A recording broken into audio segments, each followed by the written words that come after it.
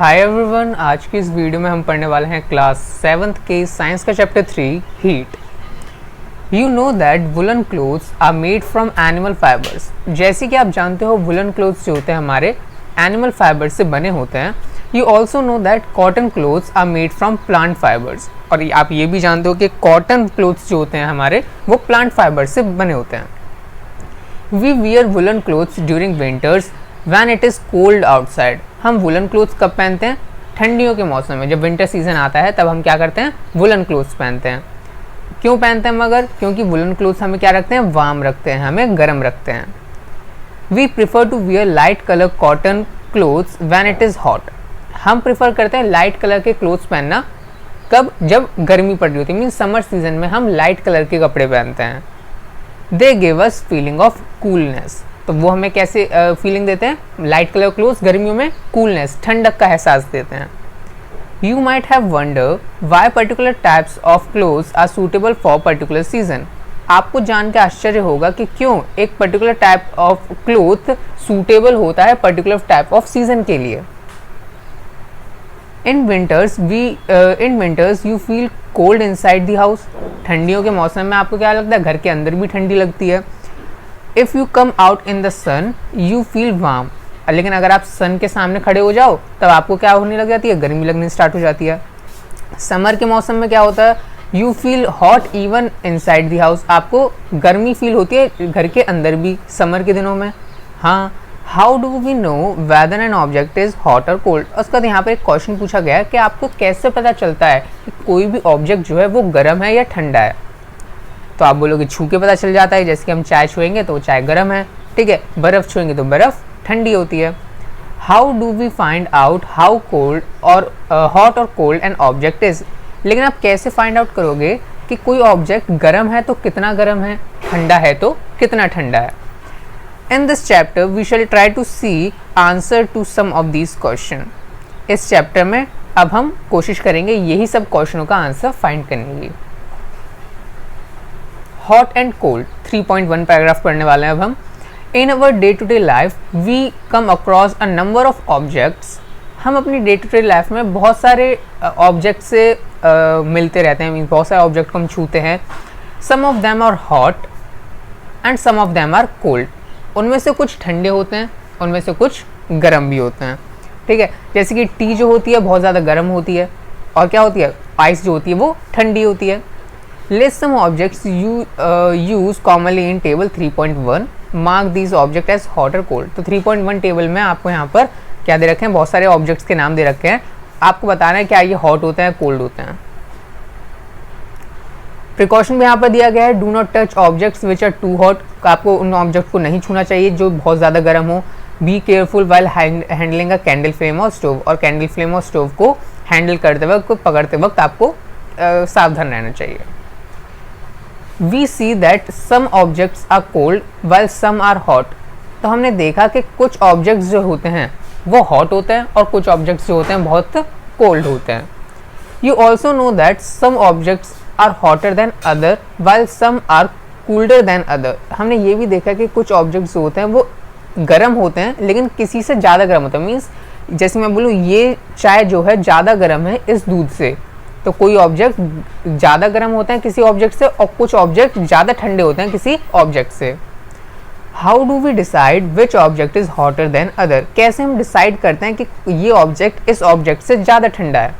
तो आप बोलोगे हम तो छू के पता करते हैं, तो वही आंसर है यहाँ पर। We often do it by touching the object. Touch करके हम पता लगाते हैं कि ये ऑब्जेक्ट इस ऑब्जेक्ट से ज़्यादा ठंडा है।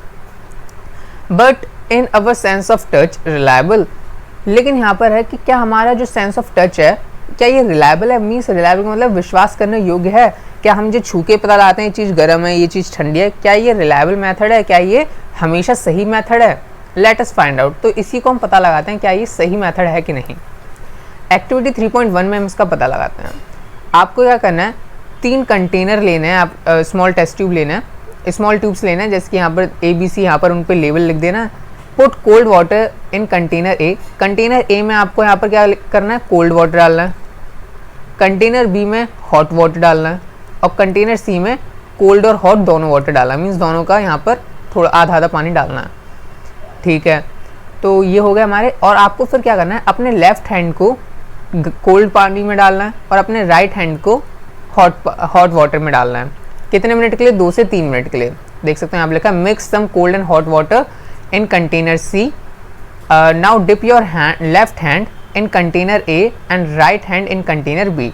लेफ्ट हैंड को कंटेनर बी ए में डालो, लेफ्ट हैंड को कंटेनर ए में डालो और राइट हैंड को कंटेनर बी में डालो।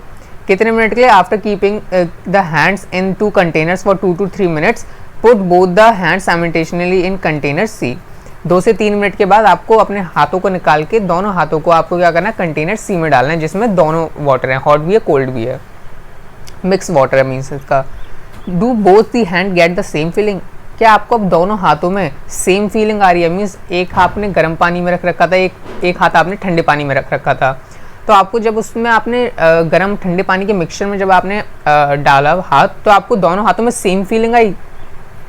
बूझो ने ऐसा एक्सपेरिमेंट करा, उसको क्या लगा देखते हैं। My left hand tell me that the water in mug C is hot. मेरे लेफ्ट हैंड को लगा कि जो वाटर है कंटेनर सी में वो गर्म है, लेकिन मेरे राइट हैंड को लगा कि वाटर जो है वो कोल्ड है। What should I conclude? मैं क्या मानूं कि वाटर ठंडा है सी कंटेनर में या गर्म है? तो बूझो की कंफ्यूजन ये शो करती है कि हम अपने सेंस ऑफ टच पे रिले नहीं कर सकते, हम अपने सेंस ऑफ टच पे डिसीजन नहीं ले सकते कि ये चीज़ ठंडी है या गर्म है। To decide whether an object is hot और cold, sometime it may deceive us, कभी कभार ये हमें धोखा भी दे सकती है। Then how do we find out how hot an object really is? लेकिन अब ये नहीं कर सकते, सेंस ऑफ टच पे रिलायबल नहीं है ये, तो हम कैसे पता लगाएं कि ऑब्जेक्ट ठंडा है या गर्म है? सो रिलायबल मेजर भी है हॉटनेस ऑफ ऑब्जेक्ट फाइंड करने का, वो क्या होता है? टेम्परेचर। ठीक है, टेम्परेचर क्या होता है? टेम्परेचर तो बदलेगा नहीं, उस ऑब्जेक्ट का टेम्परेचर तो क्या है, सेम का सेम ही रहेगा। सो टेम्परेचर हम लेकिन हम कैसे नापेंगे, कैसे मेजर करेंगे? टेम्परेचर को मेजर करा जाता है device called thermometer. So temperature is measure by a device called thermometer. So 3.2 देखते हैं अब हम paragraph, measuring temperature. Have you see a thermometer? Have you seen a thermometer? क्या आपने थर्मामीटर कभी देखा है? हाँ, देखा ही होगा। रिकॉल दैट व्हेन यू और someone else in your family had fever. Recall करिए कि आपके घर में कभी ना कभी किसी को फीवर हुआ हो। Temperature was major by a thermometer, और उस व्यक्ति का भी टेम्परेचर क्या है, थर्मामीटर से नापा गया होगा। The thermometer that measure our body temperature is called clinical thermometer. अब देखो यहाँ पर 2-3 तरीके के थर्मामीटर आएंगे। तो सबसे पहले यहाँ पर आ चुका है क्लिनिकल थर्मामीटर। क्लिनिकल थर्मामीटर क्या होता है? वो थर्मामीटर जो हमारे बॉडी टेम्परेचर को नापने के काम आते हैं, वो होते हैं हमारे क्लिनिकल थर्मामीटर, जो आप अपने घर पे देखते हो। और इसका मैं डायग्राम भी दिखाएंगे, ऊपर दे रखा है। जो आप घर पे देखते हो या डॉक्टर के क्लिनिक पे देखते हो, वो सब होते हैं हमारे क्लिनिकल थर्मामीटर। ठीक है, तो वो क्लिनिकल थर्मामीटर का काम क्या होता है? हमारी बॉडी टेम्परेचर को नापना, सिर्फ और सिर्फ बॉडी टेम्परेचर को ही नापता है clinical thermometer. Hold the thermometer in your hand and examine it carefully. आप देख सकते हो क्लिनिकल थर्मामीटर ऐसे दिखता है और आपको उसको अपने हाथ में रखना है और उसको केयरफुली एग्जामिन करना है। If you do not have a thermometer, request a friend to share it with you. अगर आपके पास थर्मामीटर नहीं है तो आप अपने दोस्त से कहिए कि वो आपको थर्मामीटर शेयर करे आपके साथ। अ clinical thermometer looks like the one shown in figure 3.2। Clinical thermometer ऐसा दिखता है जैसे कि आपको फिगर में दिख रहा होगा 3.2। Clinical thermometer consist of a long narrow uniform glass tube. अब देखो यहाँ पर क्लिनिकल थर्मामीटर कैसे दिखता है, उसकी विशेषताएं बताई जा रही हैं। क्लिनिकल थर्मामीटर कैसे बना होता है? लॉन्ग नैरो, लंबा होता है, नैरो होता है आगे से, long narrow glass tube, glass का बना होता है। It has bulb at one end, इसके एक एंड पे बल्ब होता है, एक साइड पे मीन्स एक साइड में बल्ब होता है। दिस बल्ब कंटेन्स मरकरी, इस बल्ब के अंदर मरकरी प्रेजेंट होती है। Outside the bulb a small shining thread of mercury can be seen. Bulb के बाहर आपको यहाँ पर क्या है, अब ये तो अंदर है इसकी मरकरी, यहाँ पर तो दिखेगी नहीं, तो यहाँ पर आपको एक लाइन पे क्या है, ये मरकरी दिख रही होगी लॉन्ग शाइनिंग नैरो में, नैरो थ्रेड की तरह। ठीक है, if you do not see the mercury thread rotate the thermometer a bit till you see it. अगर आपको मरकरी नहीं दिख रही है, आपको जैसे ब्लैक ब्लैक जो है ये मरकरी है ना, अगर ये आपको नहीं दिख रही है आपके थर्मामीटर में, तो आप इसको क्या करो, थोड़ा सा रोटेट करो अपने थर्मामीटर को, आपको वो दिख जाएगी। You will also find a scale on the thermometer. आपको उस थर्मामीटर के ऊपर एक स्केल भी दिख रहा होगा, जैसे कि आप देख सकते हैं यहाँ पर नंबरिंग भी हो रखी है, ऊपर नीचे दोनों जगह नंबर लिखे हैं। क्लोज से देखो तो देख सकते हो 36, 37, 8, 10 नीचे लिखे हैं। ये स्केल कैसा है? The scale we use in is Celsius scale indicated by degree Celsius. ये जो स्केल है हम डिग्री सेल्सियस स्केल इसको नापते हैं, मीन्स इसकी यूनिट है। जैसे कि हम जैसे कि डिस्टेंस को किससे नापते हैं? किलोमीटर से नापते हैं, मीटर से नापते हैं। तो वैसे ही टेम्परेचर को भी हम नापेंगे। अब टेम्परेचर को तो मैं टाइम से या डिस्टेंस से नहीं नाप सकते, तो उसके लिए अलग यूनिट चाहिए। यूनिट क्या है टेम्परेचर नापने की? Degree Celsius. और भी बहुत सारी यूनिट होती हैं, ठीक है। डिग्री सेल्सियस भी होती है, डिग्री केल्विन भी होती है, डिग्री फ़ारेनहाइट भी होती है टेम्परेचर नापने की। तो जैसे जैसे आप देख सकते हो डिस्टेंस एग्जाम्पल हो, जैसे कि शॉर्ट डिस्टेंस को अगर मुझे थोड़ा सा बताना हो तो मैं मीटर में बता दूंगा, लॉन्ग डिस्टेंस को बताना है किलोमीटर में बता दूंगा। तो वैसे ही इसमें भी क्या है, सब सेम ही है, लेकिन जो यूनिट्स हैं वो अलग अलग आएंगी। मीन्स इसमें डिग्री सेल्सियस में 1 डिग्री सेल्सियस का मतलब अलग होगा, 1 डिग्री केल्विन का मतलब अलग होगा। इसमें डिग्री सेल्सियस में 35 डिग्री सेल्सियस अलग होगा, फ़ारेनहाइट में वो अलग होगा, केल्विन में वो नंबर अलग होगा, ठीक है। जैसे मीटर किलोमीटर में डिस्टेंस नंबर बदल जाते हैं वैसे ही। Boojho wonder which of the two scales shown in figure 3.2 has he should read. तो बूजो वंडर कर रहा है कि 2 स्केल दे रखे हैं फिगर 3.2 में, 2 स्केल दे भी रखे हैं। ऊपर देख सकते हो 35 से यहाँ पर शुरू है और कंप्लीट है यहाँ पर 42 पे, और नीचे 94 से शुरू है और कंप्लीट है 108 पे। तो बूजो कह रहा है मुझे कौन सा स्केल रीड करूँ, ऊपर वाला या नीचे वाला? Paheli told him that India has adopt the Celsius scale and we should read that scale. Paheli कह रही है कि इंडिया वालों ने अडॉप्ट करा है सेल्सियस स्केल को। ओके, सेल्सियस स्केल को इंडिया वालों ने अडॉप्ट करा है, मीन्स हमारे यहाँ जाता है सेल्सियस स्केल से देखा जाता है। द अदर स्केल जो कि रेंज कर रहा है 94 to 108 डिग्री, वो हमारा क्या है? फ़ारेनहाइट स्केल है। फ़ारेनहाइट वाला बताया था ना, फ़ारेनहाइट स्केल है। It was in use earlier, वो पहले यूज़ करा जाता था। ओके, तो ये क्या है जो है नीचे वाला स्केल वो फ़ारेनहाइट, यहाँ पर देखते हो डिग्री एफ भी लिखा है, यहाँ पर डिग्री सी भी लिखा है। ऊपर वाला डिग्री सेल्सियस है, नीचे वाला डिग्री फ़ारेनहाइट है। A clinical thermometer reads temperature from 35 degree Celsius to 42 degree Celsius. तो अब क्लिनिकल थर्मामीटर की रेंज क्या होती है डिग्री सेल्सियस में? 35 to 42 डिग्री सेल्सियस। फ़ारेनहाइट में क्या होती है? 94 to 108 degree Celsius. Activity 3.2 read a thermometer, reading a thermometer. अब एक्टिविटी 3.2 में हम जानेंगे कि थर्मामीटर को आखिरकार हम रीड कैसे करते हैं। Reading a thermometer, let us learn how to read a thermometer. First, note the temperature difference indicate between the 2 big marks. सबसे पहले आपको क्या करना है? सबसे पहले जो डिफरेंस है, 2 बिग मार्क्स है, उनका वो क्या इंडिकेट कर रहे हैं वो आपको पहले समझना पड़ेगा। मीन्स 2 मार्क का मतलब क्या? जैसे कि यहाँ 35 से शुरू हो रहा है डिग्री सेल्सियस, और यहाँ पर नेक्स्ट नंबर क्या आएगा? 36, फिर नेक्स्ट नंबर 37, ऐसे करते करते 42 तक जाएगा। तो आपको पहले पता लगाना है कि इन दोनों के बीच का डिफरेंस क्या है। इन दोनों के बीच का डिफरेंस क्या है? मीन्स यहाँ पर इसके बीच में भी छोटी छोटी लाइन तो प्रेजेंट होती हैं, फिर एक बड़ी लाइन आती है बीच में 5वें नंबर पे, फिर 4 प्रेजेंट होती है, फिर ये वाली लाइन आती है। तो आपके इनके बीच का डिफरेंस पता लगाना ज़रूरी है। Also note down the number of division, और आपको नंबर ऑफ डिवीज़न को भी नोट करना है। प्रिकॉशन दे रखे हैं जो कि आपको precaution to be observe while using a clinical thermometer. Precaution भी आपको कुछ रखने चाहिए क्लिनिकल थर्मामीटर को यूज़ करते टाइम। क्या दे रखे हैं? Thermometer should be washed before and after use. Thermometer को हमेशा आपको वॉश करना चाहिए, यूज़ करने से पहले और यूज़ करने के बाद। परफेबल विद एन एंटीसेप्टिक सोल्यूशन, और उसको एंटीसेप्टिक सोल्यूशन से धोना भी चाहिए।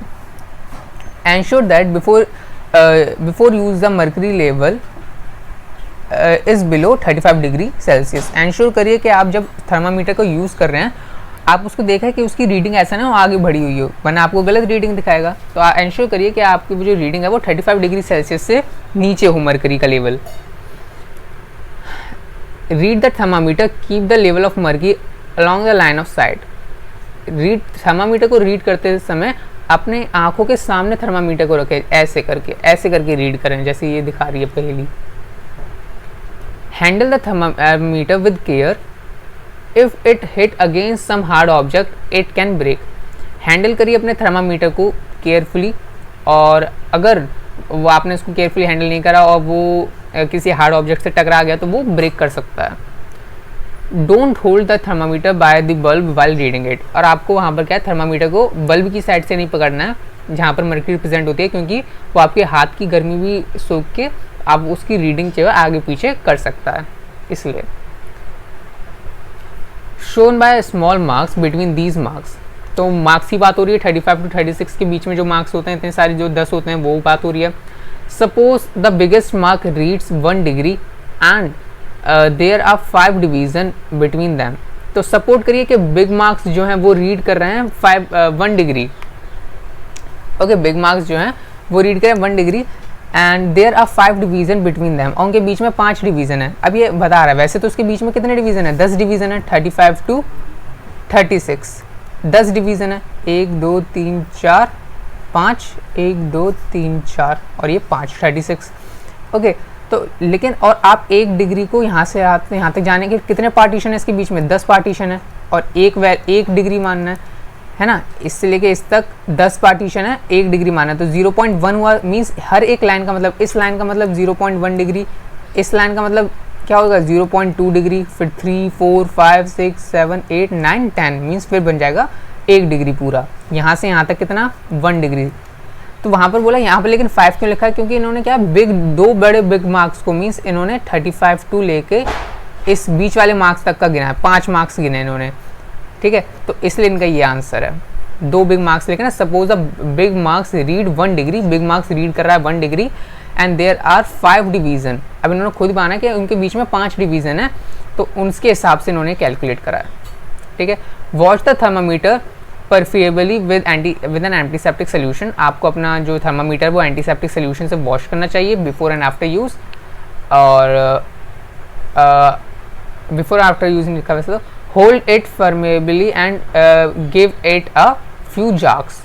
अब देखो आपको क्या करना है, उसको अच्छे से पकड़ना है और आपको उसको कुछ झटके देना है, जाक्स का मतलब होता है झटके देना है, जैसे आपने देखा होगा थर्मामीटर को झटके देता है डॉक्टर, या फिर घर पे जब आप यूज़ करते हो तो झटके क्यों देते हैं, क्योंकि जो मर्करी का लेवल है, जो उसका टेम्परेचर पहले से ही बढ़ा हुआ है, तो वो क्या करे, जाक्स दे के वो नीचे आ जाए।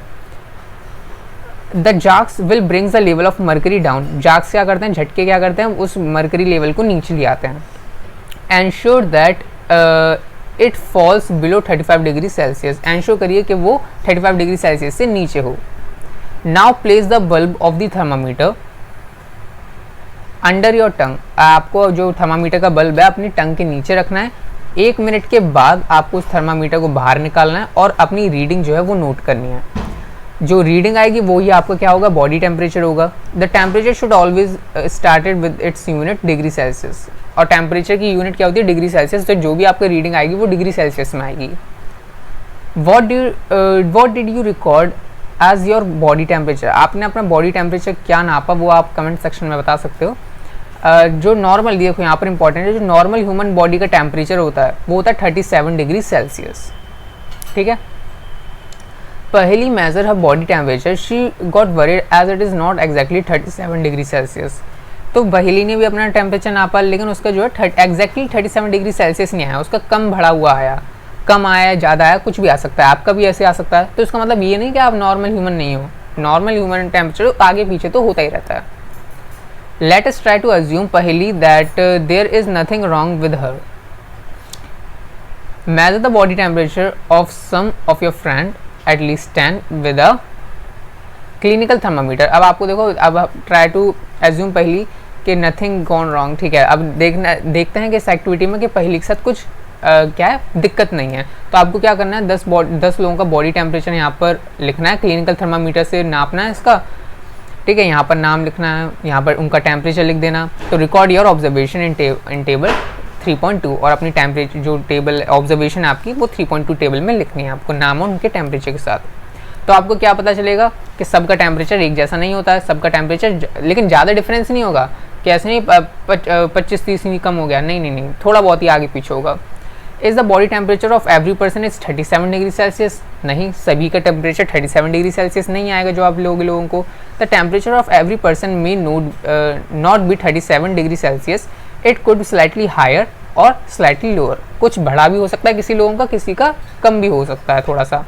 Actually, what we call normal temperature is the average body temperature of a large number of healthy person.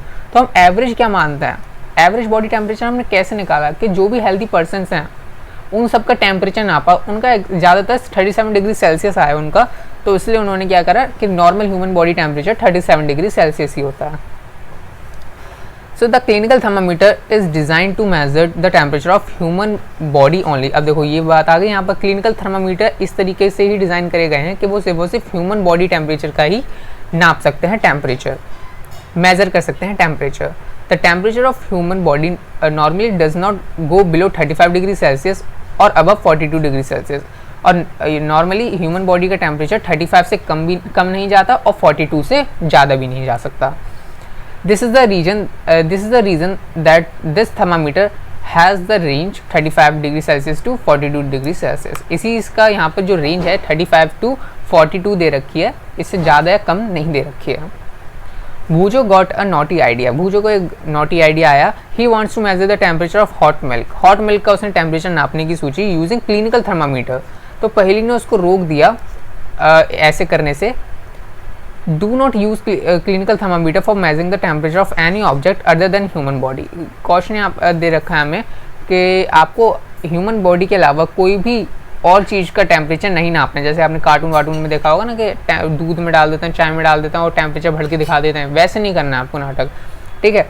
तो ह्यूमन बॉडी के अलावा किसी का भी टेम्परेचर आपको नापना नहीं है, किसी ऑब्जेक्ट का टेम्परेचर नहीं नापना क्लिनिकल थर्मामीटर से. Also avoid keeping the thermometer in sun और नियर अ फ्लेम. किसी आग के पास, सन के पास थर्मामीटर को रखना भी नहीं चाहिए आपको. इट में ब्रेक, वो क्योंकि टूट सकता है. अब नेक्स्ट थर्मामीटर की बारी आती है. एक क्लिनिकल हमने पढ़ लिया, अब आती है लेबोरेटरी थर्मामीटर. लेबोरेटरी थर्मामीटर क्या होता है? How do you we measure the temperature of an object. अब आप बोलो कि ऑब्जेक्ट का टेम्परेचर हम कैसे पता लगाएंगे? ह्यूमन का तो पता लगा लिया, लेकिन मुझे किसी ऑब्जेक्ट का बताना है कि मशीन कितनी डिग्री सेल्सियस के या जो भी पता लगाना हो, तो वो कैसे लगाएंगे? सो इस पर्पस के लिए देयर आर अदर थर्मामीटर्स. इस पर्पस के लिए अदर थर्मामीटर्स यहाँ पर यूज़ करे जाते हैं. एक उनमें से एक थर्मामीटर है laboratory thermometer. The teacher will show you. Teacher आपको ये चीज़ दिखाएगी. Thermometer, this thermometer, look it carefully and note the highest and the lowest temperature it can measure. Means उसकी रेंज आपको देखनी है कि कितना रेंज का है वो थर्मामीटर. जैसे क्लिनिकल क्या था 35 टू 42 डिग्री सेल्सियस, तो आपको लेबोरेटरी थर्मामीटर का रेंज देखना है कि वो कहाँ से कहाँ तक का टेम्परेचर नाप सकता है. सो लेबोरेटरी थर्मामीटर की रेंज क्या होती है? -10 degree Celsius to 110 degree Celsius. ये होती है इसकी रेंज, यहाँ तक का टेम्परेचर नाप सकता है.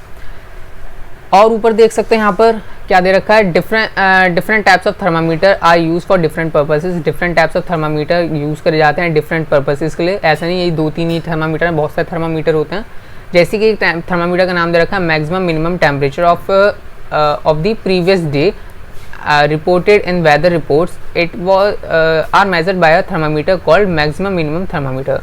सो देखो, जैसे आपने रिपोर्टिंग देखी होगी वेदर की प्रीवियस डे की, है ना, तो जो वेदर की जो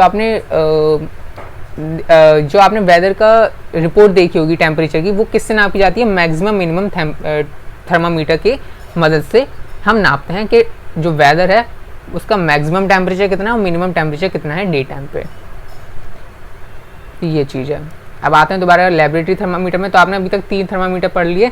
क्लिनिकल, लेबोरेटरी वाला पढ़ रहे हो, maximum minimum thermometer. Maximum minimum वाला थर्मामीटर क्या करता है? वेदर का टेम्परेचर नापता है. वेदर का टेम्परेचर, मैक्सिमम टेम्परेचर और मिनिमम टेम्परेचर, बस. Also as you did in the case of clinical thermometer, find out how much a small division in this thermometer reads. कितना स्मॉल डिवीजन इस thermometer में हो सकता है. तो यहाँ पर देख सकते हो इसमें भी 10 ही पार्टीशन होंगे, है ना, तो उसका भी देख लेंगे आगे.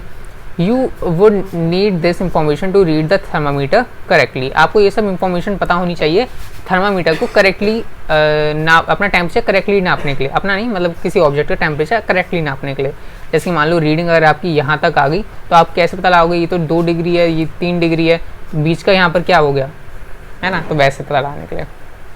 Let us now learn how this thermometer is use. अब देखते हैं ये थर्मामीटर कैसे यूज़ करा जाता है.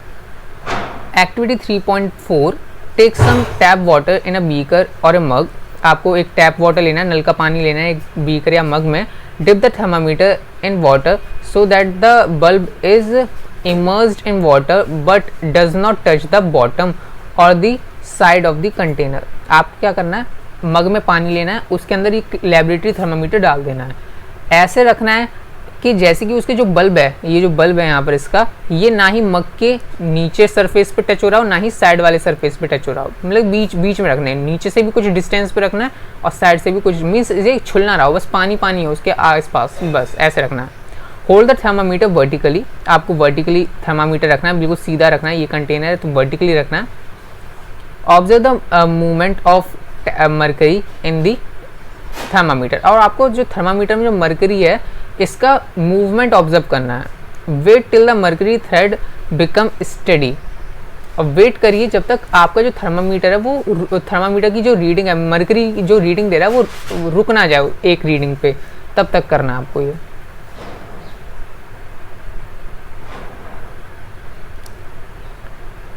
तो यहाँ पे प्रिकॉशन भी दे रखा है यहाँ पर, the in addition the precautions to be taken while reading a clinical thermometer the laboratory thermometer, clinical और लेबोरेटरी थर्मामीटर को यूज़ करते वक्त कुछ प्रिकॉशन का ध्यान रखना चाहिए। वही चीज़ें हैं कि आपको हमेशा इसको अपराइट नॉट टिल्टेड, कि आपको हमेशा उसको सीधा पकड़ना चाहिए, टिल्ट करके मीन्स टेढ़ा मेढ़ा नहीं पकड़ना चाहिए।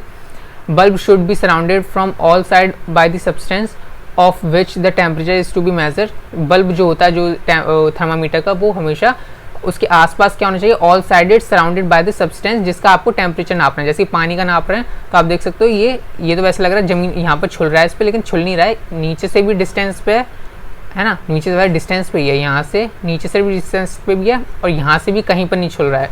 मीन्स वाटर का टेम्परेचर नापना है तो वाटर से ही इर्द गिर्द है इसके पास, तो वैसे रखना है। The bulb should not touch the surface of the container, bulb surface of the container को टच नहीं करना चाहिए।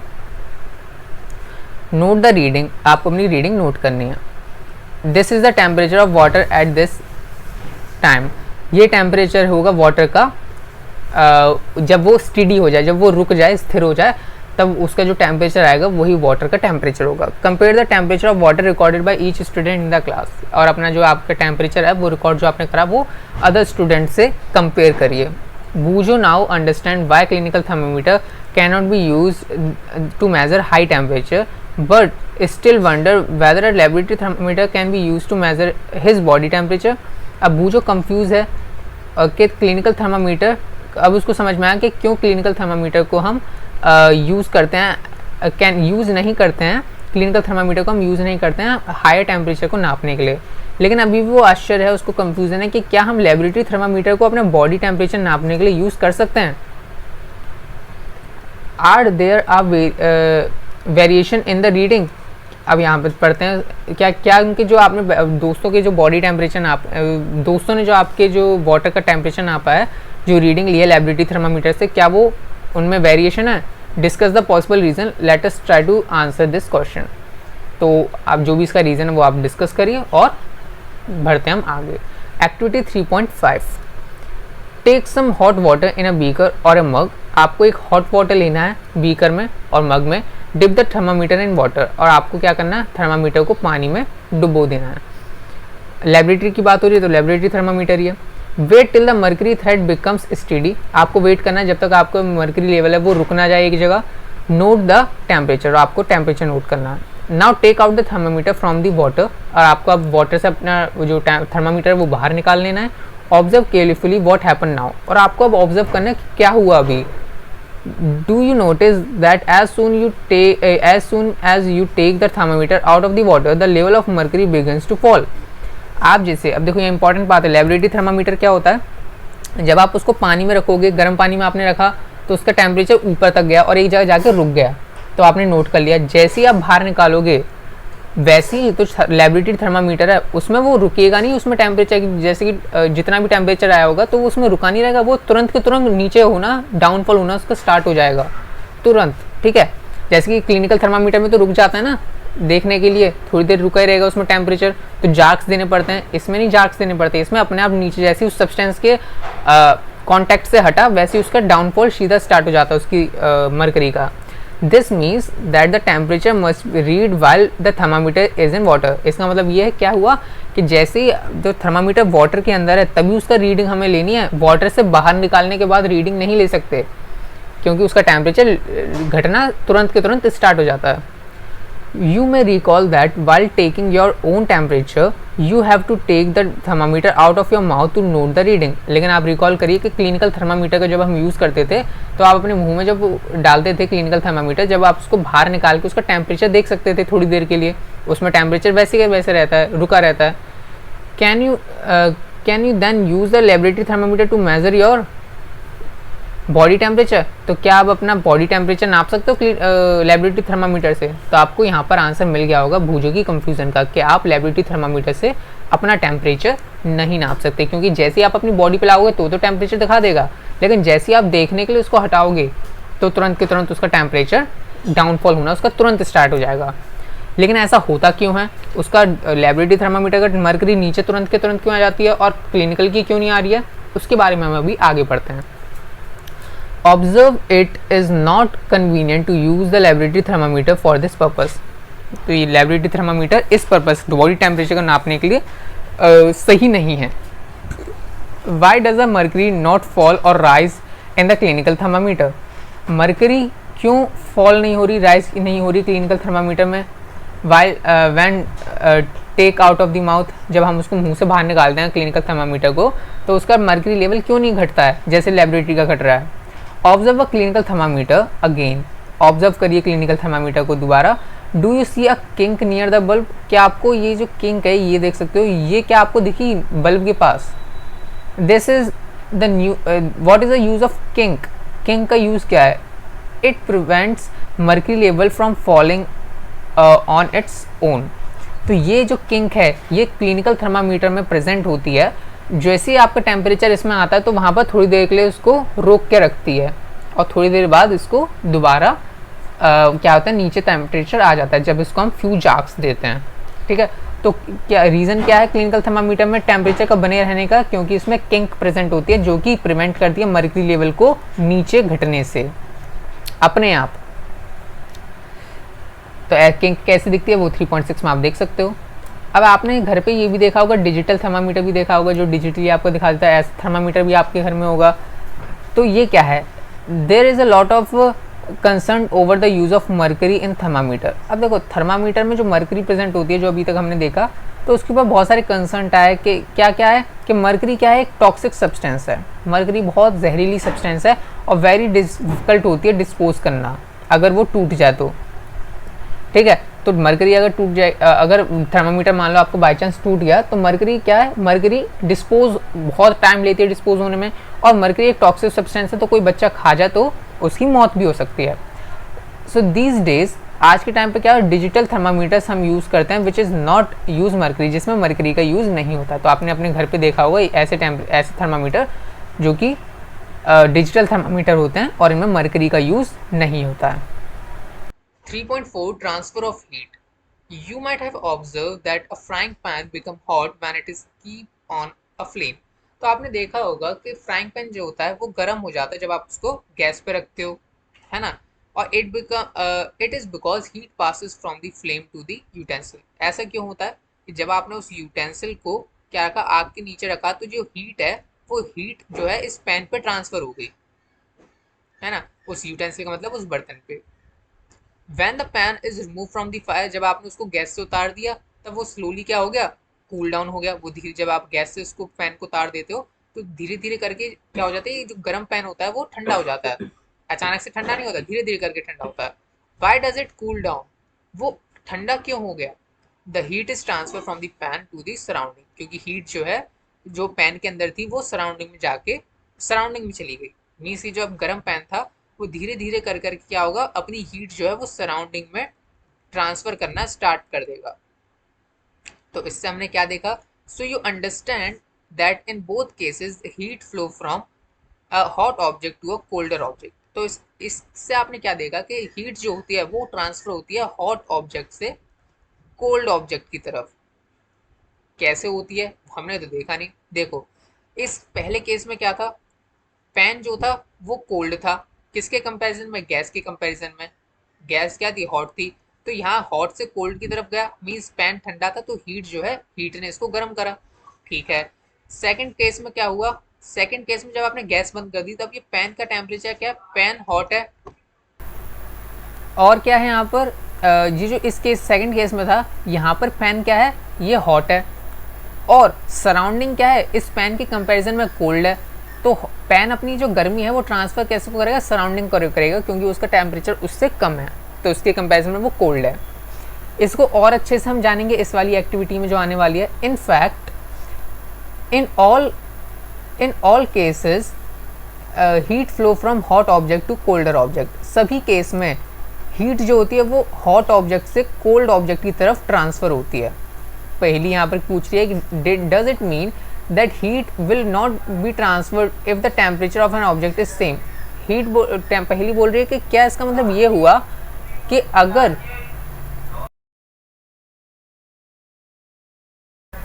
अगर किसी ऑब्जेक्ट का टेम्परेचर सेम है तो क्या उसमें हीट ट्रांसफ़र नहीं होगी। मीन्स इसका टेम्परेचर भी 50 डिग्री सेल्सियस है, दूसरे का टेम्परेचर भी 50 डिग्री सेल्सियस है, तो क्या हीट तब ट्रांसफ़र नहीं होगी। तो इसका आंसर भी हम आगे जानते हैं। हाउ डज़ हीट फ्लो, अब बोल रहे कि हीट फ्लो कैसे होती है वो अच्छे से बता ही दो पहले। ठीक है, एक्टिविटी 3.6 में अब हम देखते हैं हीट फ्लो कैसे होती है। एक्टिविटी में क्या दे रखा है मैं आपको बताता हूँ। आपको क्या करना है, एक आयरन रॉड लेनी है, आयरन की ले लो या फिर एल्यूमिनियम की ले लो। आपको उसके ऊपर क्या करना है, वैक्स लगाना है।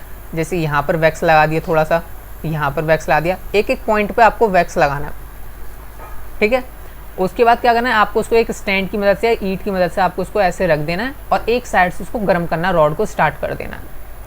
थोड़ी देर बाद आप क्या देखोगे, जब आपकी रॉड गर्म हुई, रॉड गर्म जब आप करोगे तो आप देखोगे जो वैक्स है ना, पहला वाला जो वैक्स आपने जो हीट के पास है वो पिघलना स्टार्ट होगा, पिघल के नीचे जाएगा। 2-3 मिनट बाद फिर दूसरा वैक्स पिघलना स्टार्ट हो जाएगा, वो पिघलने के बाद तीसरा, चौथा, पांचवा, ऐसे वैक्स पिघलना स्टार्ट हो जाएगा। इससे हमने क्या देखा, इससे हमने ये देखा कि पहले तो रॉड पूरी ठंडी थी, जब हमने एक साइड से इस रॉड का टेम्परेचर बढ़ाना स्टार्ट करा तो दूसरी एंड पे भी उसका टेम्परेचर बढ़ गया। तो मीन्स जो हीट है ट्रांसफ़र हुई यहाँ पर, जब हमने इसको हॉट करा इस एंड को, तो हीट जो यहाँ पर कोल्ड था वहाँ पर भी हीट अप हो गया। जो हीट जो है ट्रांसफ़र हुई यहाँ हॉट साइड से कोल्ड साइड तक की तरफ। ठीक है, इससे हमने ये देखा, ये चीज़ हमने इस एक्टिविटी से जानी कि हीट ट्रांसफ़र होती है hot object to cold object. तभी एक एक करके पीस जो है धीरे धीरे करके ये पिघल रहे थे। From the nearest end to the flame to get the end. देखते हैं what happen to the wax. Wax का क्या होगा, धीरे धीरे करके सभी वैक्स पिघलना स्टार्ट हो जाएंगे। Does these pieces begins to fall, हाँ। Which piece falls the first, कौन सा पीस सबसे पहले फॉल होगा, जो सबसे पास होगा। Do you think that heat is transfer from the end near to the flame to the other end. क्या आप सोचते हो कि हीट जो है ट्रांसफर हो गई एक एंड से जो फ्लेम के सबसे पास है, दूसरे एंड पे जो फ्लेम से दूर है। हाँ बिल्कुल ट्रांसफर हो गई है। इसी प्रोसेस को क्या कहते हैं, the process by which heat is transfer from hot end to the cold end of an object is called conduction. इसी को हम कंडक्शन कहते हैं।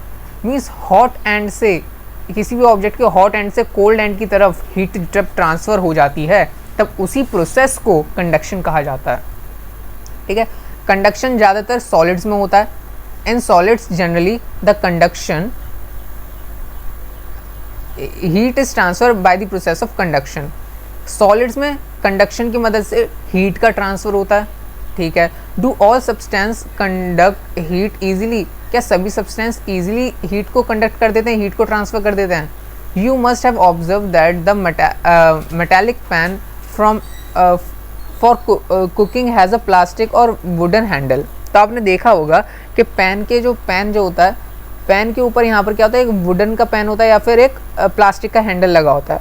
क्यों लगा होता है, क्योंकि पैन जब हम गर्म करेंगे तो उसका सभी एंड गर्म हो जाएगा, तो इसलिए हमें हाथ में गर्म ना लगे, तो इसलिए हम वुडन का या प्लास्टिक का यहाँ पर लगा लेते हैं। इसमें ऊपर हैंडल लगा आता है, मतलब handle. Can you left a hot pan by holding it from the handle without getting hurt. क्या आप इसको क्या आपको उठा सकते हो किसी भी पैन को विदाउट हैंडल के? नहीं उठा पाओगे, क्योंकि आपका हाथ क्या हो जाए, जल जाएगा। Activity 3.7 heat water in a small pan और अ बीकर। आपको क्या करना है, एक स्मॉल पैन और बीकर में पानी को गर्म करना है। Collect some articles such as a steel spoon, plastic scale, pan and divider. Dip one end of each of these article in hot water, wait for a few minute, touch the other and enter your observation in table 3.3। तो आपको कुछ objects हैं आज जो है एक गर्म पानी के अंदर डालने हैं, जैसे कि आपको यहाँ पर एक स्केल डालनी है, पेंसिल डालनी है, स्पून डालनी है और एक कंपास डालना है, ठीक है। तो ये सब अलग अलग सब्सटेंसेज हैं, एक लकड़ी है, एक मेटल है, अलग अलग सब्सटेंसेज हैं।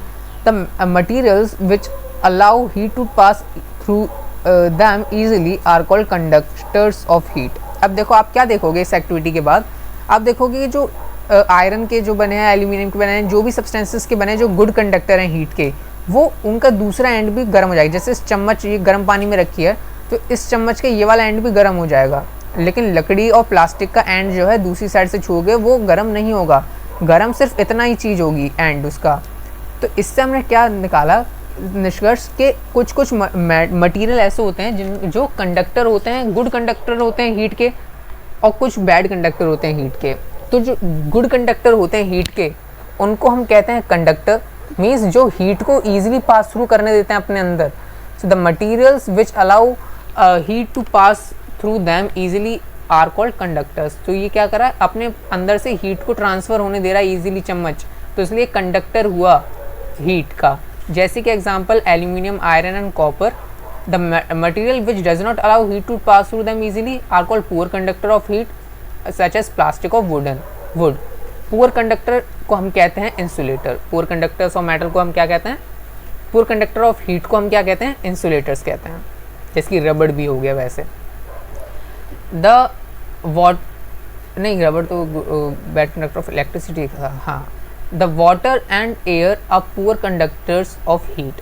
वाटर और एयर जो है पुअर कंडक्टर हैं हीट के। Then how does the heat transfer take place in these substances. तो वाटर और एयर जो है पुअर कंडक्टर हैं हीट के, तो इनके अंदर हीट का ट्रांसफ़र कैसे होता है वो देखेंगे। अब देखो अभी तक हमने क्या देखा, सॉलिड्स में देखा कि हीट का ट्रांसफ़र कैसे होता है। अब हम यहाँ पर देखेंगे लिक्विड में,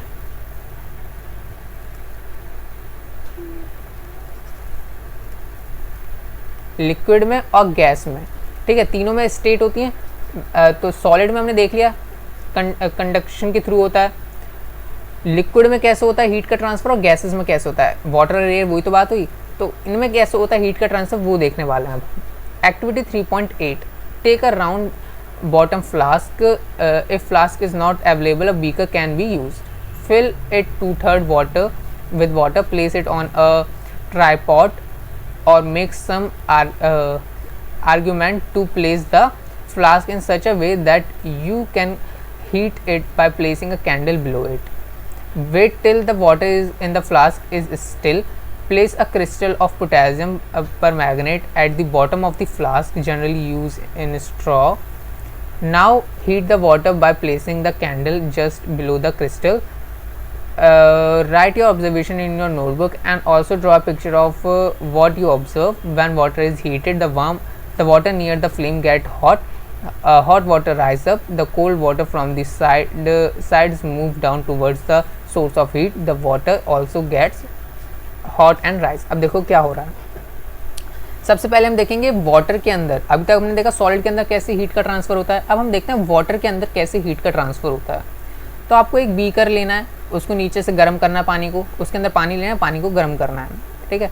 वो सब छोड़ो, पोटेशियम परमैंगनेट आपने डाल दिया तो वो सब आप छोड़ते हैं। अब हम समझते हैं असली कॉन्सेप्ट क्या है। यहाँ पर आपने क्या करा, ये पानी आप जैसे जानते हो छोटे, सभी चीज़ें छोटे छोटे पार्टिकल से मिलके बनी होती हैं, ठीक है, छोटे छोटे बहुत टाइनी पार्टिकल्स। वाटर भी बहुत क्या होता है, वाटर ड्रॉप से मिलके बना होता है, ड्रॉप के अंदर भी बहुत सारे छोटे छोटे पार्टिकल्स होंगे, है ना।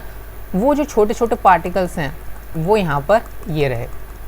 तो क्या होता है, जब आप पानी को गर्म करते हो, जब आप पानी को गर्म करते हो तो ये जो सबसे पहले गर्म क्या होगा, ये फ्लास्क गर्म होगा, जो ग्लास है यहाँ सबसे पहले प्रेजेंट है, ये गर्म होगा।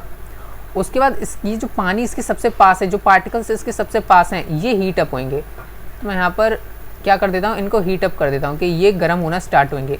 तो ये जो वाटर्स जो वो जो मॉलिक्यूल्स जो पार्टिकल्स वाटर के गर्म हो गए हैं वो सब राइज अप करना स्टार्ट करेंगे, वो ऊपर की साइड जाएंगे, ऊपर की साइड जाएंगे गर्म वाटर। तो हमने क्या देखा कि हॉट एयर जो होती है वो ऊपर की साइड जाती है।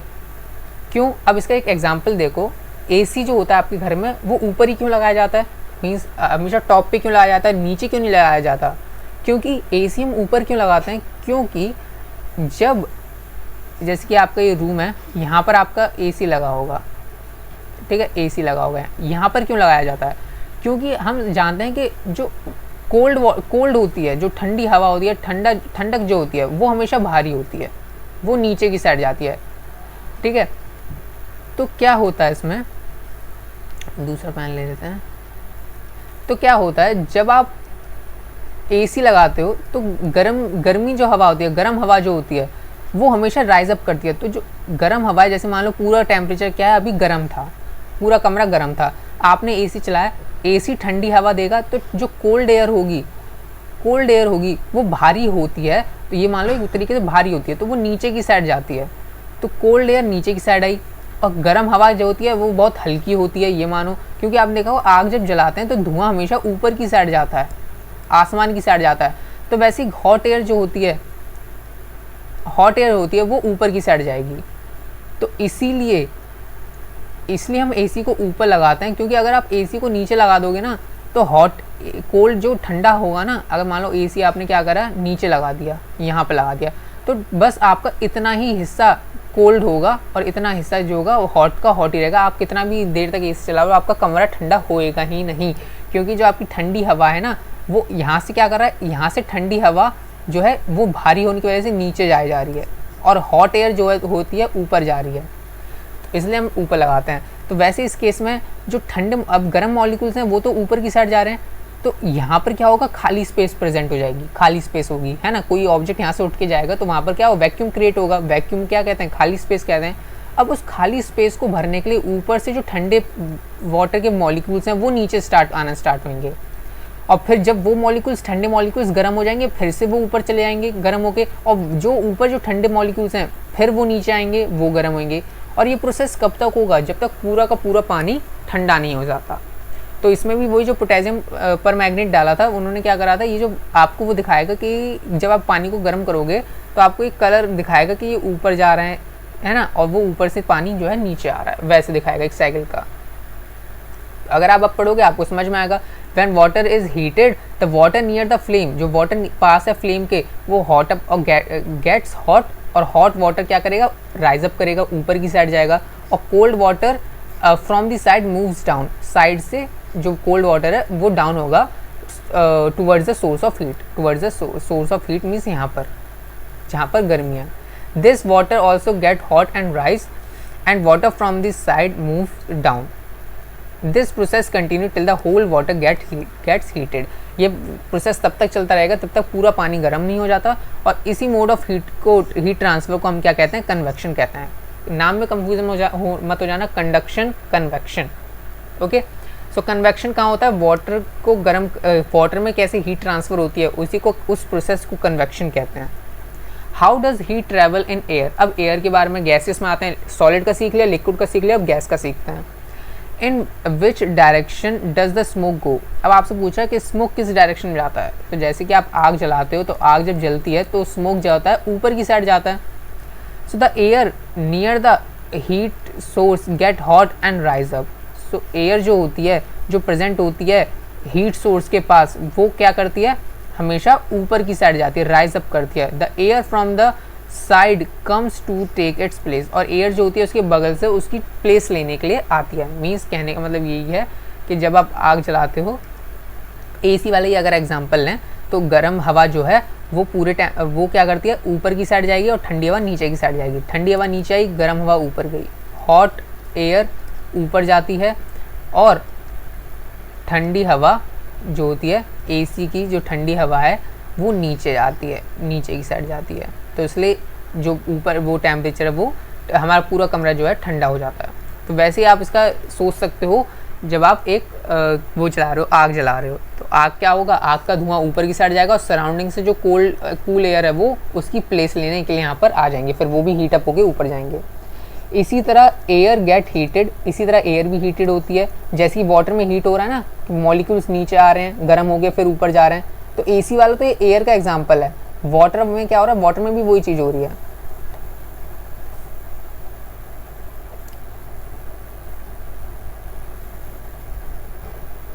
तो अब हम इसको पढ़ते हैं, top of the air get convection, ठीक है। light a candle, keep one hand above the flame and one hand on the side of the flame. Does you feel equal hot? If not, which hand feels hot and why? तो आपको क्या करना है, आपको एक candle लेनी है, candle के आपको ऐसे हाथ रखना है, एक साइड में हाथ रखना है, एक ऊपर हाथ रखना है। तो आपको बताना है कि कौन से हाथ, क्या आपको दोनों हाथों पे इक्वली गर्म लग रहा है? ऑब्वियसली बात है नहीं लगेगा गर्म। इस वाले हाथ पे कम गर्म लगेगा, इस वाले हाथ में ज़्यादा गर्म लगेगा। तो note that towards the top the air gets heated by convection. So note करिए कि ऊपर जो हवा जा रही है वो heated by convection हो रहा है। Therefore the hand above the flame feel hot. तो इसलिए यहाँ पर क्या होगा, जो आपका हाथ पे जो above जो hand है वहाँ पर आपको ज़्यादा गर्म लगेगा। On the side however there is no convection and air does not feel as hot as at top. तो आपको साइड वाले हाथ में उतनी गर्म हवा नहीं लगेगी जितनी आपको ऊपर वाले हवा में लगेगी, ऊपर वाले हाथ में लगेगी। क्योंकि हमने देखा जैसे कन्वेक्शन में भी ऊपर की तरफ हवा, ऊपर की तरफ मॉलिक्यूल जाते हैं गर्म मॉलिक्यूल, और साइड से क्या होते हैं ठंडे मॉलिक्यूल्स आते हैं। तो इसलिए ऊपर की तरफ ज़्यादा हीट जाएगी और साइड में वो जो रेडिएट हो रही है हीट वो कम होगी। The people living in the coastal area experience an interesting phenomena. जो पीपल समुद्र के किनारे रहते हैं उन्होंने बहुत ज़्यादा एक इंटरेस्टिंग फिनोमिना वो ऑब्जर्व कर सकते हैं। क्या है वो इंटरेस्टिंग फिनोमिना, वो मैं यहाँ पर आपको बताता हूँ। अब एयर वाले पे आ चुके हैं हम। ड्यूरिंग डे, दिन के टाइम क्या होता है, land get heated faster than the water. दिन के टाइम क्या होता है कोस्टल एरियाज में जो पानी समुद्र के किनारे रहते हैं, कि दिन के टाइम पे जो लैंड होती है वो हीटेड अप फास्टर होती है वाटर के कंपैरिजन में। मीन्स ज़मीन ज़्यादा गर्म होती है। जैसे यहाँ पर देखूँ कि दिन के टाइम पे यहाँ पर ज़मीन गर्म रहती है, ज़मीन हॉट रहती है और पानी कोल्ड रहता है दिन के टाइम पे। वही चीज़ लिखी है, during the day the land get heated faster than the water. The air above the land become hot and rise up. The cooler air from the sea rush towards the land to take its place. The warm air from the land move towards the sea to complete the cycle. The air from the sea is called sea breeze. अब देखो बहुत important है ये sea bridge और land breeze. Sea breeze के बारे में पूरा बताया गया है। क्या बताया गया, मैं शुरू से बताता हूँ कि हॉट वाटर जो होता है, सॉरी जो हॉट एयर होती है, एयर की बात हो रही है यहाँ पर। जैसे जो कोस्टल एरियाज में रहते हैं, जो हॉट एयर प्रेजेंट होती है, दिन के टाइम पे हॉट कौन होगा, दिन के टाइम पे ज़मीन ज़्यादा गर्म रहेगी, पानी ठंडा रहेगा। ज़मीन ज़्यादा गर्म रहेगी, पानी ठंडा रहेगा। पानी के ऊपर की एयर की बात हो रही है, पानी के ऊपर की एयर और ज़मीन के ऊपर की एयर। तो हम जैसे कि जानते हैं हॉट एयर क्या होती है, राइज अप करती है, हॉट एयर गर्म होकर ऊपर की साइड जाती है। अब हॉट एयर जो है ऊपर की साइड यहाँ पर आ गई, तो यहाँ पर तो वैक्यूम क्रिएट हो गया नीचे ज़मीन पे। तो इस वैक्यूम को भरने के लिए कौन आएगा, उस वैक्यूम को भरने के लिए जो कोल्ड एयर होते हैं, जैसे वाटर में होता था वैसी एयर में होता है, जो कोल्ड एयर है वो उसको भरने के लिए यहाँ पर आएगी। और हॉट एयर कहाँ पर जाएगी, हॉट एयर ठंडी की तरफ जाती है, तो हॉट एयर क्या करेगी, हॉट एयर जाएगी समुद्र की तरफ। तो सुबह के टाइम क्या होता है, ये दिन के टाइम क्या होता है, ये फिनोमिना ऐसे होता है। जैसे हॉट वाटर जो है, लैंड जो है गर्म है, तो गर्म हवा जाएगी ठंडी हवा की तरफ और ठंडी हवा जाएगी गर्म हवा की तरफ। मीन्स, और इसको अगर हम वैसे बोलें जैसे क्वेश्चन में लिखा है, तो लैंड की तरफ जाएगी ठंडी हवा और सी की तरफ जाएगी गर्म हवा। तो हम हमेशा हॉट वाटर जाता है कोल्ड वाटर की तरफ, तो हमेशा इसको हम सी ब्रीज कहेंगे, क्योंकि सी की तरफ गर्म हवा जा रही है, इसलिए हम इसको कहेंगे सी ब्रीज। अगर आप दोबारा अब इसको पढ़ोगे तब आपको और अच्छे से समझ में आएगा। दिन के टाइम पे लैंड जो होती है हीटेड अप फास्टर होती है, गर्म ज़्यादा जल्दी होती है वाटर के कंपैरिजन में। तो एयर जो प्रेजेंट होती है above the sea, air over the land, sorry above the land, air जो प्रेजेंट होती है लैंड के ऊपर वो हॉट होती है जल्दी, और गर्म होने की वजह से वो राइज अप करती है, ऊपर की तरफ जाती है। Cooler air from the sea rush towards the land. Cool air जो है वो लैंड की तरफ जाती है उसकी प्लेस लेने के लिए, क्योंकि वो तो राइज अप कर गई है, नीचे क्या हो गया, वैक्यूम क्रिएट हो गया, तो उसकी तरफ जाती है। The warm air from the land, गर्म हवा लैंड की जाती है सी की तरफ इस साइकिल को कंप्लीट करने के लिए। तो गर्म हवा जो कर रही थी सी की तरफ जा रही थी। सो इसी एयर को from the air from the sea is called the sea breeze. Air from the sea, इसी को हम क्या कहेंगे, सी ब्रीज कहेंगे। इसको आप याद कर लीजिए, समझ तो आपने लिया है। To reverse the cool sea breeze the window of the houses in coastal area made to face the sea, at night it is exactly reverse. अब देखो रात के टाइम क्या होता है, इसका फिनोमेना बिल्कुल अलग हो जाता है।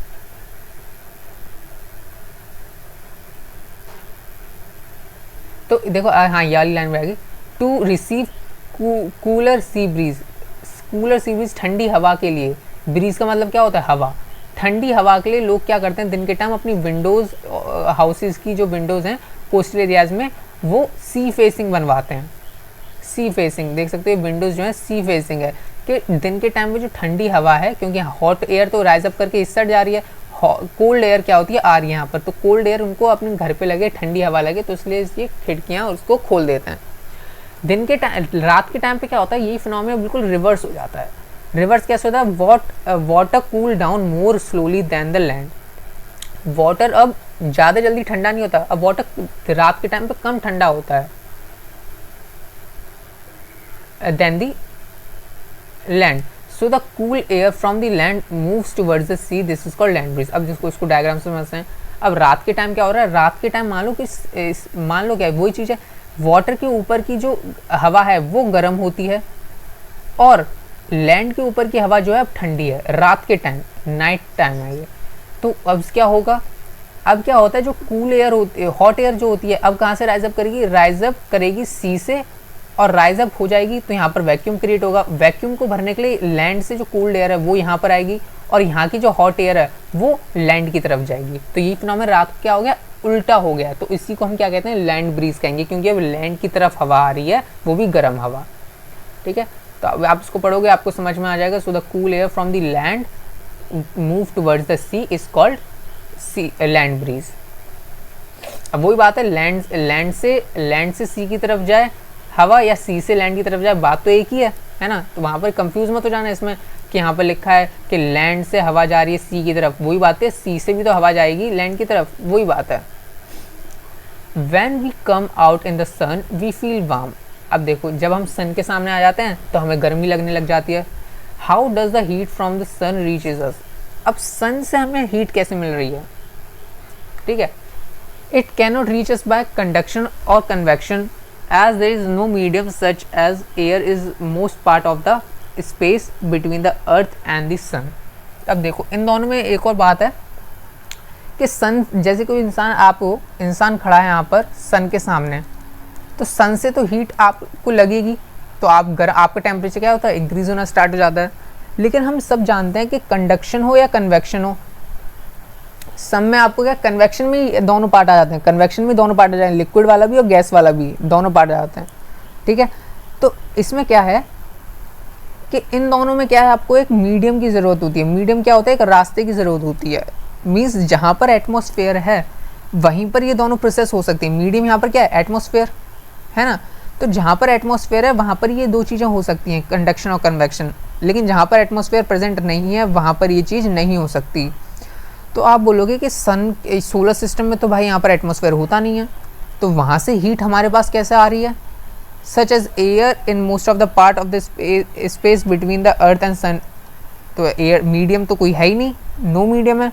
There is no medium such as air in most part of the space. Air तो है ही नहीं स्पेस में, तो हमारे पास हीट की गर्मी कैसे आ रही है, सन की गर्मी कैसे आ रही है। तो यहाँ पे एक नया आती है चीज़, रेडिएशन। रेडिएशन क्या होता है, from the sun the heat comes to us by another process called radiation. अब सन विदाउट मीडियम, अब हीट ट्रांसफर कैसे होता है वो देखने वाले हैं अब हम। उस प्रोसेस को क्या कहते हैं, विदाउट मीडियम जो हीट का ट्रांसफर हो रहा है उसको हम कहते हैं रेडिएशन। सो सन से जो हीट आ रही है हमारे पास, इस प्रोसेस को हम रेडिएशन कहते हैं। The transfer of heat bye radiation does not require any medium. Heat जो ट्रांसफर हो रही है रेडिएशन के थ्रू, उसको कोई भी मीडियम की ज़रूरत नहीं है। It can take place whether a medium is present और नॉट। ये तब भी टेक प्लेस होगी तब भी जब मीडियम प्रेजेंट हो या ना हो। When we sit in front of a room heater, we get heat by this process. जब हम रूम हीटर के पास बैठे होते हैं तो हम भी इसी प्रोसेस के थ्रू जो है उसकी गर्मी हमारे पास आ रही होती है रूम हीटर की. Hot utensil keep away from a flame cool down as a transfer heat to the surrounding by radiation. अब जो आपने देखा ना पहले जो पैन जो गर्म था ठंडा हो गया था अपने आप, तो वो भी अपनी हीट कैसे निकालता है, रेडिएशन के थ्रू निकालता है. ठीक है, रेडिएशन के through. Our body to give heat to the surroundings and receive heat from it by radiation. हमारी बॉडी खुद भी हीट को कैसे निकालती है, रेडिएशन के थ्रू. हमारी बॉडी भी रेडिएट करती है हीट को. जो अंदर की हीट है हमारी वो बाहर कैसे निकलती है, रेडिएशन के थ्रू ही निकलती है. तो आपको 2-3 चीज़ें इसमें ध्यान रखनी है. रेडिएशन में कोई भी मीडियम की रिक्वायर्ड नहीं होती है. कैसे, जैसे कि आप इसका एग्जांपल दे सकते हो कि पैन का ठंडा होना, हमारी बॉडी भी रेडिएट करती है हीट, और रूम हीटर की जो हीट है वो हमें भी वैसे ही रेडिएशन के थ्रू लगती है. All hot body radiate heat. सभी गर्म बॉडियाँ हीट को रेडिएट करती हैं. सभी एनिमल भी करते हैं, सभी इंसान भी करते हैं, सब लोग करते हैं. When this heat falls on some object. जब ये हीट किसी ऑब्जेक्ट पे पड़ती है, a part is it reflected, a part is absorb and part may be transmitted. अब देखो क्या है, जैसे कि सन है, मान लो इस सन है, यहाँ पर कोई ऑब्जेक्ट रखा है, टेबल रखी है मान लो. अब थोड़ी देर बाद आप देखोगे कि टेबल क्या हो जाएगा, इसका टेम्परेचर बढ़ना स्टार्ट हो जाएगा. अब टेम्परेचर क्यों बढ़ा, क्योंकि रेडिएशन के थ्रू बढ़ा. रेडिएशन में कोई मीडियम की ज़रूरत नहीं होती है, तो इसका टेम्परेचर यहाँ पर क्या हो जाएगा, इंक्रीज़ हो जाएगा. ओके, टेम्परेचर इसका इंक्रीज़ हो जाएगा सन की रेडिएशन की वजह से. सो रेडिएशन में क्या होता है, सन की रेज जो होती हैं, सन की रेज इस पर पड़ रही हैं, तो यहाँ पर उन रेज की बात हो रही है. When this heat falls on some object. जब ये हीट किसी ऑब्जेक्ट पे पड़ती है, a part of it is reflected. कोई पार्ट इसका क्या होगा, रिफ्लेक्ट कर जाएगा. कोई पार्ट अगल बगल से ऐसे हीट जो है निकल जाएगी. ऐसे नहीं इसी को धूप दे रहा, नहीं, कोई पार्ट इसका अगल बगल से निकल जाएगा, कोई पार्ट इसका अगल बगल से निकल जाएगा. अ पार्ट इज एब्जॉर्ब. कुछ पार्ट इसका रेडिएशन का ये चेयर एब्जॉर्ब कर लेगी, एंड पार्ट में भी ट्रांसमिटेड. और कुछ पार्ट ट्रांसमिट कर जाएगा. कोई पार्ट को एब्जॉर्ब कर लेगी, कोई पार्ट ये भी एब्जॉर्ब नहीं करेगी, वो भी आगे पास हो जाएगा. So the temperature of the object increase due to the absorb part of the heat. जो टेम्परेचर बढ़ता है किसी भी ऑब्जेक्ट का, वो कब बढ़ता है, जो पार्ट उसने एब्जॉर्ब करा है हीट का, उसकी वजह से. मीन्स जो पार्ट उसने, ये वाली जो लाइन है, the part of a part is absorb. जो हीट इस टेबल ने एब्जॉर्ब करी है, उसकी वजह से इस टेबल का टेम्परेचर इंक्रीज हुआ है. ठीक है, तो वैसे ही जो सन की जो रेज है हमारे ऊपर आ रही हैं, कुछ तो हमारे अगल बगल से निकल गई, रिफ्लेक्ट कर गई. कोई हमारे अंदर आर पार हो गई, कोई हमारे अंदर एब्जॉर्ब हो गई. तो जो रेज हमारे अंदर एब्जॉर्ब हो गई हैं, उसी की वजह से हमारा टेम्परेचर इंक्रीज हुआ है. Why are you advise to use an umbrella when you go out in the sun. आप अम्ब्रेला क्यों लेते हो जब आप सन के धूप में जा रहे होते हो, दोपहर के टाइम क्यों जा रहे होते हो, तब कि सन की रेस से बचने के लिए. ठीक है. Kinds of cloth we wear in summer and winter. किस तरीके के कपड़े हम पहनते हैं समर और विंटर्स में, वो अब हम देखने वाले हैं. यू नो, अब इसको मैं मिटा देता हूँ.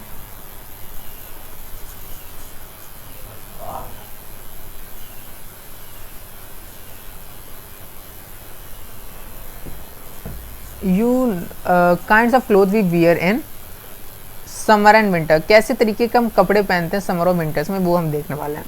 You know that in summer we prefer light colour clothes. जैसे कि हमने चैप्टर की स्टार्टिंग में भी देखा था कि वहाँ पे लगा था हम समर में लाइट कलर के क्लोथ्स पहनते हैं, लेकिन क्यों पहनते हैं. और विंटर्स में हम डार्क कलर के क्लोथ्स पहनते हैं, डार्क ब्लैक कलर की क्लोथ्स पहनते हैं विंटर्स में. डार्क कलर जैसे कि, और लाइट कलर जैसे कि वाइट हो गया, लाइट ब्लू हो गया, वैसे पहनते हैं हम समर में. ऐसा क्यों करते हैं लेकिन हम. एक्टिविटी 3.10 में हमें यहाँ पर दे रखा है, आपको 2 आइडेंटिकल टिन कैन लेने हैं, एक जैसे टिन कैन लेने हैं. Paint outer surface of one black and of the other white. एक को ब्लैक कलर करना है, एक को वाइट कलर करना है. Pour equal amount of water in each and leave them in the mid day sun for about an hour. ठीक है. Measure the temperature of water in both the cans. Do you find any difference in the temperature. अब देखो क्या करना है, आपको 2 container लेना है ना. आपके घर में बर्तन होंगे, ठीक है.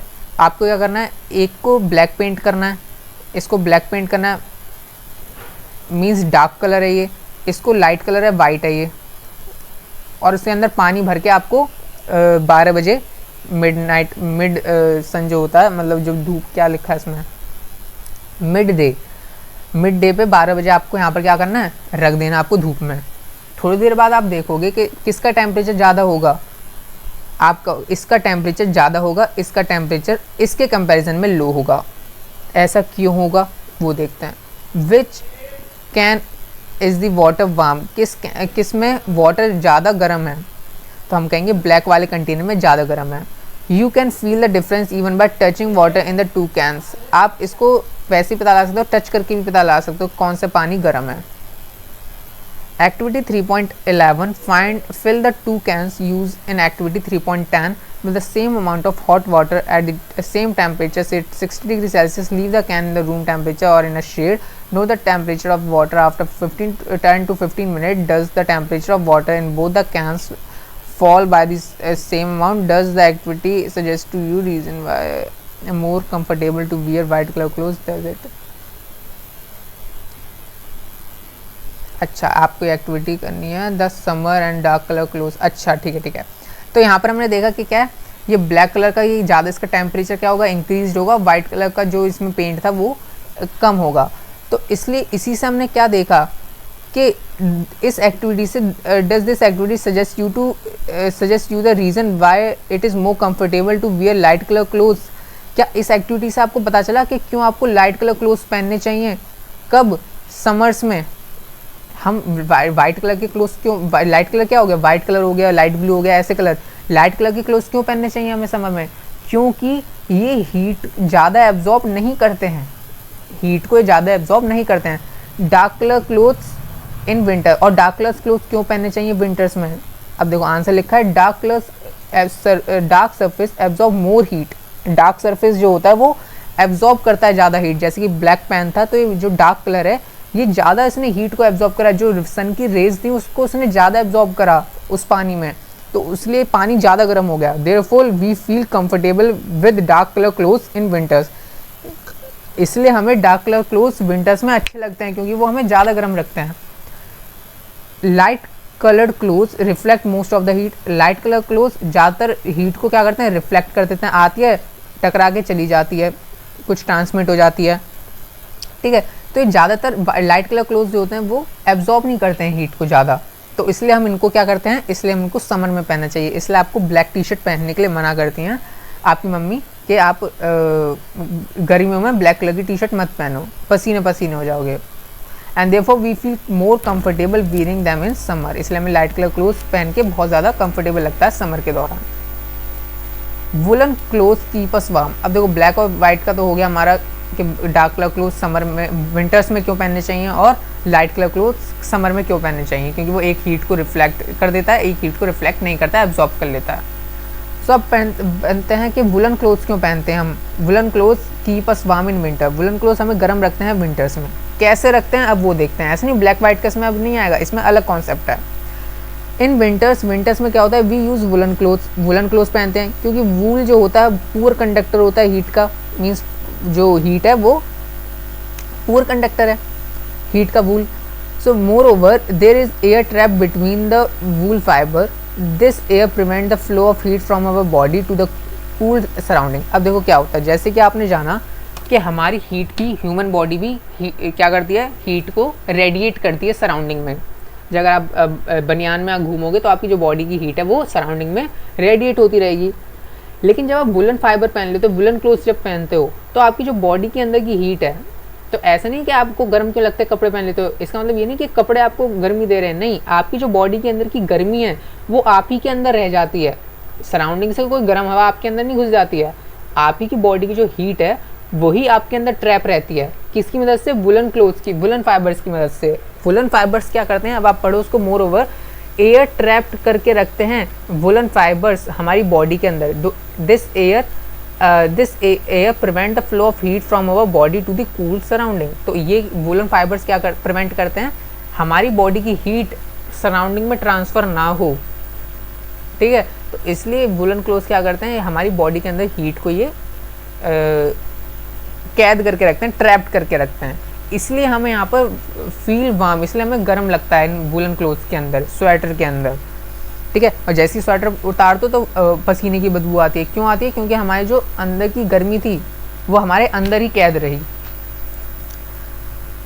Suppose you are given the choice in winters of using either one blanket or two thin blankets joined together. What would you choose? The one and why? Remember that there would be a layer of air in between the blankets. अब देखो, अब आपको क्या है, अब यहाँ पर आपको क्वेश्चन दिया गया कि आपके पास दो चॉइस हैं कि आपको ठंडियों में क्या करना है। आपके किसी के यहाँ गए, रिश्तेदार के यहाँ, आपको कहा कि आपको हम दो ब्लैंकेट दे सकते हैं। एक क्या है, एक बड़ा सा एक हट्टा कट्टा ब्लैंकेट ले लो, मोटा ताजी वो ले लो, या फिर दो पतले पतले ब्लैंकेट ले लो। तो आप कौन सा लोगे? तो आप तो कहोगे मुझे तो एक थिक ब्लैंकेट चाहिए।